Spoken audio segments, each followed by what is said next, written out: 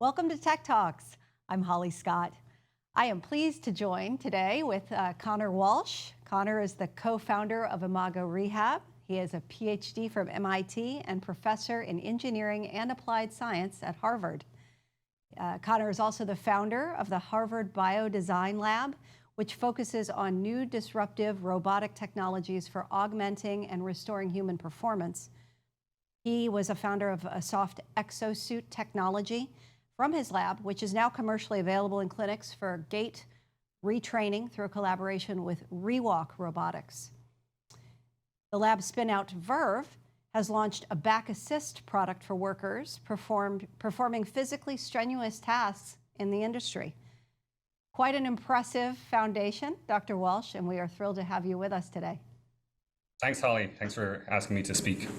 Absolutely, absolutely. Also want to add that Dr. Walsh is the winner of multiple awards, including the Presidential Early Career Award for Scientists and Engineers in the MIT Technology Review, Innovator Under 35. Wow, you've got a long resume, and you're just getting started. Yeah, working with good people. You've had the privilege over the last 12 years or so at Harvard to work with some really great students and postdocs, as well as staff. And so that's really kind of what's allowed us to do some nice work. Excellent, excellent. Well, before we jump into the incredible work that you have been part of and are part of doing, I'd love to hear more about your entrepreneurial journey. As you know, our audience is made of many individuals who aspire to develop new technologies, who are part of new technologies, who are thinking about making moves in their own career. And I'd love to hear a bit more about where this started for you. Was this a fire from childhood? Was this something that developed over time? Tell us more about the entrepreneurial gene you have. Yeah, sure. So I think for me, going to graduate school at MIT was a great experience overall. And I think there I got excited about cool technology, but also applying it to medical applications or applications where the technology closely interacted with humans, such as wearable robots. And I think that experience kind of got me excited about that specific area of research or research and development. But then at the same time, being at MIT and it having such an entrepreneurial culture, I also kind of started to think about like, how would we actually bring these, to the world, whether it's to people, to clinics, or to patients, in order to kind of make sure that the devices don't just stay in the lab, but actually kind of go out and help people. And so I think that was really kind of a formative experience for me. And while at MIT, I had the privilege to work in a number of research groups where I was working with great faculty, various different types of technology, a diversity of projects, but then also, got involved in the business plan competition there, and worked with students who were in the Sloan School, kind of doing their MBA, to try and develop business plans for some of the technology. And so all of that really kind of came together, to understand that early on, it's not just about the technology, but you have to be thinking about what's going to be the path to bring it to market as well. That's really interesting and something that you and I haven't discussed before. So was it encouraged through the PhD program that you were a part of in the lab to consider the business application, or was that something that you sought out on your own? Yeah, I think in academia, there's a range of different experiences, for students. I think sometimes you can be in a research group that's more focused on the fundamental science, or you can be in groups that are a little bit more applied. And I was lucky to work with Professor Hugh Herr and also Professor Alex Slocum and then Dr. Rajiv Gupta, who collectively were great scientists and engineers, but also kind of practical and applied in their thinking, to not only be able to do good fundamental research, but also do really good engineering, and also with a view to how will this eventually kind of be a product. And I think that experience of interacting with those faculty really kind of helped convince me that there was a lot of value in doing that. And I think in a university setting, you should do both fundamental and applied. And I think for me, I just graduated more towards the applied. Fascinating. So if we jump to applications here first, I'm interested in speaking about the Imago technology, but perhaps it makes sense to talk a bit more about the exosuit first. So because it sounds like was that your first entrepreneurial product per se? Yeah, so I think in 2012, just as I started as a faculty member at Harvard, we were lucky enough to get a DARPA contract for a program that was called Warrior Web. And so in this program, the goal was developing technologies that would allow soldiers not to get fatigued or injured if they were kind of traveling long distances, while carrying a heavy load. And so there we were very much focused on assisting walking. And so that was more fundamental, even though it was quite an applied program, it was really kind of about developing the core technology. So how do you apply forces to a person while they're moving and that can be supportive but not restrictive? That was really kind of like the main goal of the program. And then really from that, we started to think about what are all the potential applications of that beyond that specific first use case. And I think that's where we started to partner with Terry Ellis and also then Lou Awad, who are faculty at Boston University, to apply the technology, the same technology, but adapted in some ways to the area of post-stroke gait rehabilitation. And so there we were able to bring in stroke survivors and have them kind of test various different prototypes of our technology in the lab, and eventually kind of guide the development of a version of that system that would be suitable for use in clinics, where stroke survivors could use it to kind of relearn or practice kind of their walking, and hopefully speed their recovery as part of that. And then that led to a collaboration with Rewalk Robotics, who licensed the technology from Harvard and then commercialized the technology. So now it's available in the US and Europe, and you can buy it, and it's getting used in clinics. And that was more on the medical side. But then as the DARPA program wound down, we also started to think about would there be non-medical applications of the technology too. And that's where Ignacio Galeana, who's now the CEO of Verve Motion, he was a former staff member at Harvard, he really identified the market match to kind of our technology. And in particular, noticed that in industry, people are injuring their backs at a very high rate, especially in a lot of settings like logistics or grocery distribution. So those frontline workers are lifting sometimes 30 to 50,000 pounds a day, which is really hard to believe. And that's just putting a lot of strain on their body. So Verve Motion is spun out of our lab about 3 years ago, and with its focus on developing a back exosuit to help take the strain off people's backs when they're lifting objects, all day, every day as part of their job. That's fascinating. It sounds like something that at some point would be beneficial for major corporations like Amazon or anything that has a high level of staff involvement and physical demand. You would think that those types of devices would be preventative in so many manners, not just rehabilitative. Yeah, and Verve's really focused on empowering the human workplace. That's really its mission. And I think we will see more automation come into the workplace.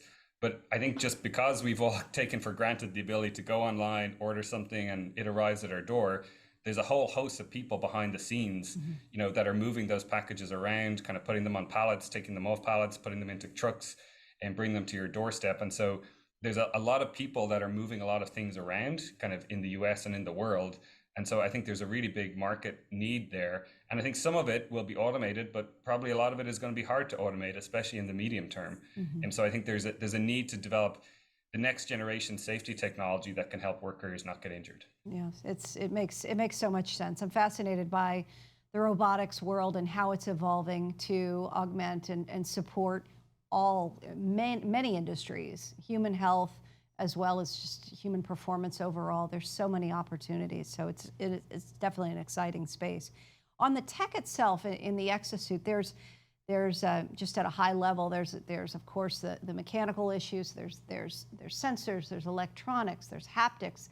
From what area of specialty did you come, Conor? What was your forte as an engineer coming to this area of science?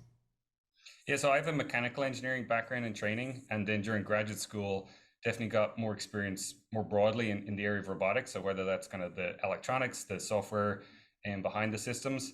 But then as we started our research group, also appreciated the human factors aspect. And if you're going to create a wearable system, you probably want to work with people who are trained in developing apparel or kind of clothing or backpacks or those types of things. So I would say me personally, a mechanical engineer, but probably have evolved into more of a system level kind of person that not only appreciates the technology, but also how you interface it to a human. I think that's as big a challenge as the kind of technology itself. It's interesting. It's actually, from my recruiting perspective, a skill set that is quite important in the market today. We're getting calls often from the individual who understands not only holistically the system, but more the pragmatic application. And what does that human experience translate to, and what does that mean for our engineering team? Yeah, and I think, with software development, people talk about people with full stack experience, all levels of kind of software development. But I think with robotics, I think you can kind of say the same thing where you're a full stack roboticist. And then I think for a wearable roboticist, you can say full stack wearable roboticist, where, understanding kind of like how you're going to attach to the body, what are the biomechanics of movement, how do you want to assist that, not interfere with that. And I think that's one of the benefits of people coming here for graduate school, or people who come here in a staff role. They get to work across all those different domains. And we made the conscious decision in our lab, to not try and outsource some of that work, but we really try and build teams where, every day people are working alongside people, others from all those different backgrounds. And because we really see that interaction between those disciplines as being key. And then for people who want to lead, I think if they can have an understanding across all of those different disciplines and how those different disciplines relate to each other, what are the trade-offs across those different disciplines, how do you communicate across those different disciplines, like that full stack expertise or that system level thinking, I think is really, really important. And it is hard to find people who have experience in all of that. So hopefully in a university setting, we're training people, to be able to think that way and have that experience. I absolutely love that analogy, and I'm going to steal it, okay? The full stack expertise in various verticals can be a powerful, powerful attribute. And it's just such a nice way to visualize that skill set that becomes so powerful in these areas. So yeah, that's really interesting. I like the way the lab is set up to support that and facilitate that. There's less room for error when you keep it together and you're able to collaborate as well as communicate directly on any issues that arise, rather than being outsourced. And there's various stop-starts going on in the process. So very interesting work going on in that lab, clearly for years now. Where did Imago come from? Where was the idea of, boy, this could have an application in stroke? Or was it, I've got this interesting application, I wonder what market it could be most beneficial in? Yeah, and like many things in academia, we definitely started with the technology. So, our lab was very much focused on developing softwareable robots. And the key differentiation there for us was, how do we keep the part that's on the limb as lightweight and flexible as possible? And that's really what differentiates our work from more traditional rigid exoskeletons. And so we developed the core technology over a number of years. It was an early project in the lab. And we definitely tested it in a range of different patient populations, people who had spinal cord injuries, people who had ALS early on, as well as individuals who had stroke. And that really allowed us to develop the technology. So working with those end users, how do you fit things to the hand? How do you apply the right level of forces to the hand? That really informed a lot of the engineering development that we were doing. And then, we published some nice papers on that. We had, students and postdocs that really contributed to all of that work.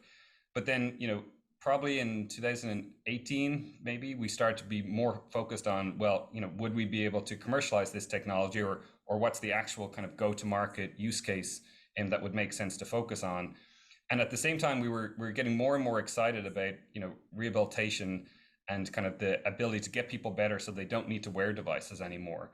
And so I think that's where we kind of doubled down on the area of stroke rehab and tried to understand that more with some partners.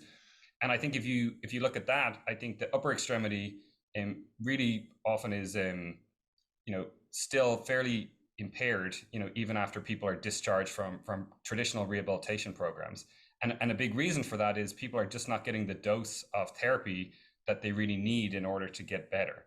And so if you think about that problem, like, how are you going to solve that? Should people stay longer in inpatient settings? Should they go into outpatient settings more? Once a person's, left inpatient, they have to travel to outpatient settings. They have to take the time to do that. And you have to get insurance to pay for that. So there's a lot of kind of practical, personal, logistical barriers to kind of getting high dose upper extremity rehab. And I think kind of what we realized was that, soft technology could be an enabler to enable kind of teletherapy. And when you think about telemedicine, a lot of it is conversations with a physician. But if you're thinking about actually helping people move their arm, that's where we saw the ability of soft robots in the home, could enable that. And we focus specifically on the hand early on, because the hand is often the most impaired, for individuals after a stroke. And if you think about someone wanting to be independent, your hand is really critical kind of for that as well. So that's how we narrowed down to stroke and kind of the hand in particular. And then our goal really there is to think about, how would we create an order of magnitude, more dose for a person. So if a person can use these technologies at home to get much higher levels of rehabilitation than they would if they were in a clinical setting, we would expect, and I think the science shows, that people are going to get better as a result of that. And so that's really kind of like what we settled on as an unmet need and an opportunity. And that's what led to the founding and commercialization of Imago Rehab. Hmm. I love the discipline around the doses and the result there, right? The doses of therapy, because in hospital you have to do exactly what the doctor or nurse or clinician or practitioner walks in and tells you to do.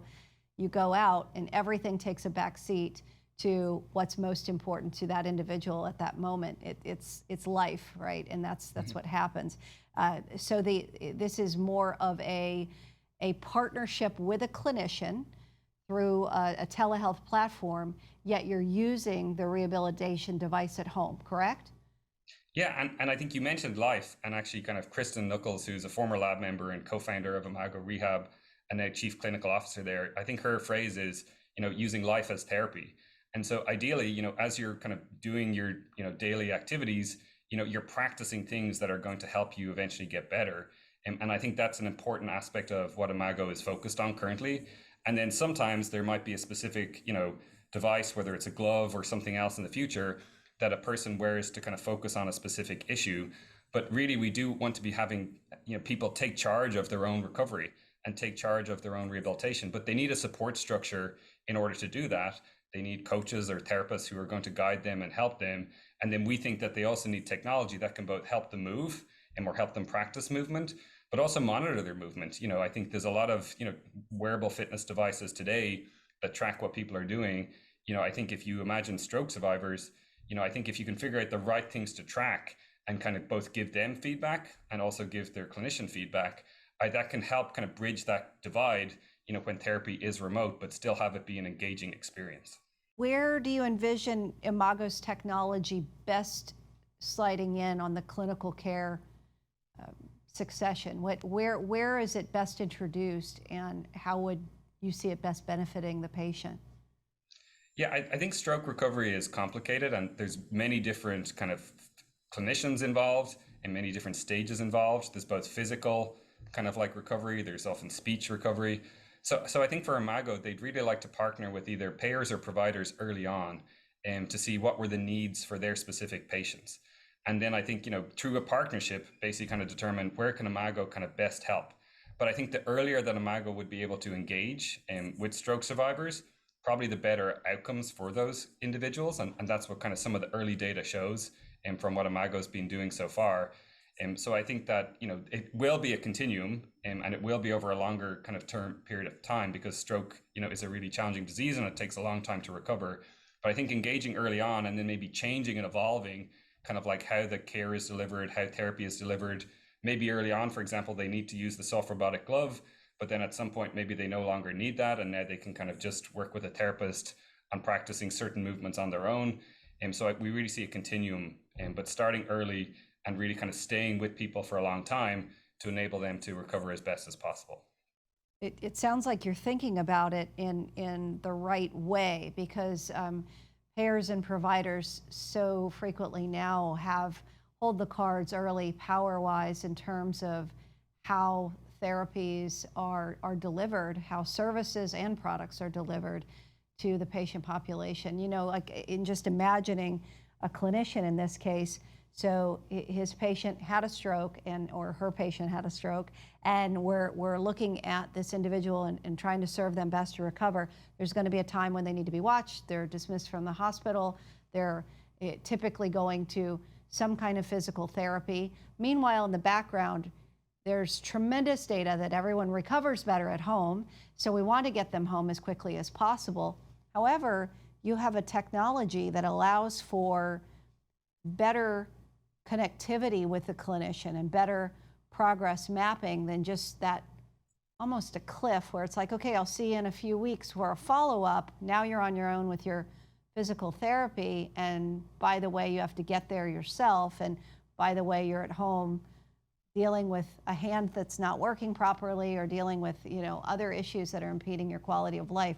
So it really becomes an interesting question to speak to those who are involved in paying for this early, because we could see results quicker with the use of something in a consistent, predictable way that you know gives results by way of your work in the lab.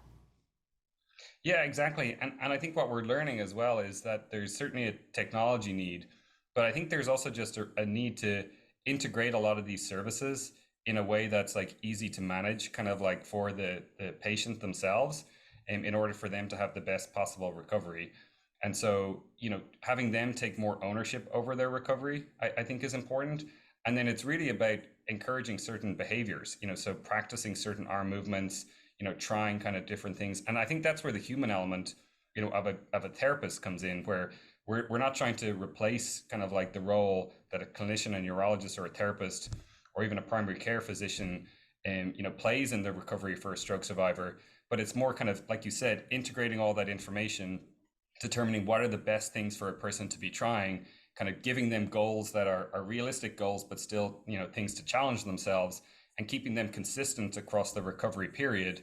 I think those types of things is what Imago is also able to help with, beyond just, the specific technologies that we're developing. Yeah, that's a tremendous value add. Well, I have to ask this for the engineers and the nerds like me at heart. The technology is sophisticated. You mentioned that one of the factors that was important, it was the weight, because it is on the arm. What are just at a high level some of the technical challenges that you faced, some of the most complex ones to date in bringing this product to where it is right now? Yeah, I think a really big part of stroke recovery is about kind of the person being engaged. So I would say kind of like the glove is something that gives people the capacity to practice things on their own. So that in itself is exciting, but we want to make sure that they're engaged when using it. And so one way that we think about doing that is, how do you detect the intent of the person? So can you monitor what a person is trying to do, and then have the glove augment that behavior? So we can do that with some sensing that we integrate into the glove to kind of see when is a person trying to grasp or trying to open their hand, and then have the device help with that specific user action. And then other things end up being, really around the user experience. So how do you keep people really engaged, while they're kind of performing the rehab? Because it can be boring. And so I think that's where Imago is currently exploring, using games. And, how do you develop games that are engaging and interesting? Or how do you partner with other people and who've already, developed those for other applications, and integrate them into the Imago offering? So I think that's kind of something that's getting explored with success, at the moment at Imago as well. And then it's kind of maybe not the most technically kind of interesting, but practically very important is, how do you allow people to use these technologies on their own? Oftentimes people have, in one hand that's, quite impaired. How do you enable people to put a device on themselves, take it off themselves, use it themselves, make sure it's, straightforward, to kind of walk through the software? Like all of those types of considerations, and those human factors type of considerations are also kind of critically important as well. Oh, they're incredibly important. We've realized that, especially as we've worked with many surgical robotics companies over the years. The user experience could be the most important, I wouldn't say the most important, but a very important engineering challenge to ensure that you've got alignment there. So yeah, that's quite fascinating. Are there other markets you're exploring right now with Exosuit, or with any products that go outside of the Imago technology? Yeah, like I think for Imago, it's starting kind of like with the glove being one example of the type of technology it's developing. I think the other kind of area that's interesting is how you can kind of collect more data on people. So how would you understand how a stroke survivor is using their arm throughout their day? And I think that has the opportunity to kind of give people feedback on how well they're doing, allow a therapist to understand how they're doing, maybe quantify recovery better over time. That could be also important, for payers or providers as well. And so I think there's a lot of challenges there that probably involve wearable sensing, AI, machine learning, and to really kind of estimate and understand what people are doing. And I think that's one area that we see an opportunity still within the stroke space, but maybe it allows you to start to go beyond the hand and really understand how is a person using their arm. And then you could apply that same thing to the lower extremity. How is a person using their lower extremity? So I think kind of starting to think about how we understand movement in the real world, and then how the data you collect by doing that can kind of inform better therapy. I think there's a big opportunity there in the future as well. I got chills thinking about this because it coming off of what you stated, which made it so clear earlier in the intention. What do they intend to do? There's the action itself, but then there's the intention of action. So if I can't move my hand, but I want to move my hand, not only is that something that you want to allow to happen and create reality around, but also the idea of collecting data around both the action and the intention could even make stronger technology downrange. So, boy, that's exciting. That's exciting. So Imago's technology is fascinating. What do you see on the horizon over the next 12 to 24 months for the organization? I think it's really building out the tech-enabled services. So that'll include both software and potentially like hardware solutions that can get delivered. And then I think in addition to just focused on, the hand or the arm, looking at full kind of holistic rehabilitation for stroke survivors. So that could be the lower extremity. That could also be looking at, speech, for example, or even just understanding from neurologists or primary care physicians, what else would they feel would be helpful and for Imago to be able to be monitoring and delivering reports on for their patients. And so I think that'll be the main focus. And then also looking at the area of cardiovascular rehab, there's some overlap there with the kind of neurology and focus on stroke. And so I think kind of that'll probably be the main focus over the next 12 to 24 months. Yeah, so stroke and cardiovascular, you're hitting on the biggest med tech challenges that we still face daily. So it's exciting to see. I know you lead the Harvard biodesign effort, and I am really curious what you're looking forward to in the next wave of innovation. I also am curious about partnerships in the industry and how that plays into any endeavor that you're working on today and the future there of any innovation. Yeah, I think for us, we're very much focused on developing new disruptive technology that we hope is enabling new market opportunities. But at the same time, we also recognize that we will need to work with, collaborate with, partner with entrepreneurs and people with medical device commercialization experience, other investors, in order to really understand what is the exact go-to-market strategy for some of our technologies. How do we eventually kind of spin these out of the lab? Is it licensing to an existing company? Is it launching a new company? And so we're always excited to engage with people with experience in commercializing these types of technologies, or other companies that maybe are working in similar areas and see opportunities for their work as well. Those partnerships can be really rewarding on both sides, in terms of bringing in technologies to offer a patient portfolio that you already may have within the marketplace, as well as joining organizations and being part of young technologies and being a catalyst for bringing them to the patient. So there's a lot of ways that can make sense. So if you're interested in reaching out to Dr. Walsh about any work there, please do so. He's got a wealth of information going on, a wealth of innovation going on in that space. Well, we are hitting on time, and I so appreciate you spending it with me this morning. Conor, thank you for your time. Thank you for speaking with us about what's going on at Imago and how you got here. Again, such a phenomenal foundation to share. Yeah, thanks, Holly. It was a pleasure chatting, and happy to keep in touch. We will. Thank you so much. Have a great day. And to all of you joining at Tech Talks, thank you for being with us today.